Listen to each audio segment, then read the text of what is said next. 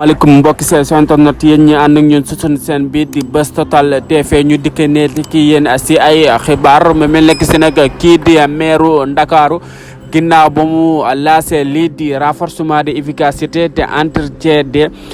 municipaux de la ville de Dakar bâtiment yooyu la bëgg a yeesal nag moom kii di xamante ne si ne moo di Barthélémy Dias tam ànd seek ay kilifa yu bëree bëri surtout ki nga xamante ne si ne moo di ambassadeur bi di Allemagne ak ambassadeur bi di Grande-Bretagne ak ministre bi nga xamante si moo yor wàllu pétrole ñoo ñëpp Barthélémy Dias ànd na sa ñoom pour bëgg a lancer li nga xamante ne si ne moo di defaraat yii di bâtiment yi la nekk sa biir grande ville de Dakar defaraat yooyu la bâtiment ba mu gën a dëppoog jamono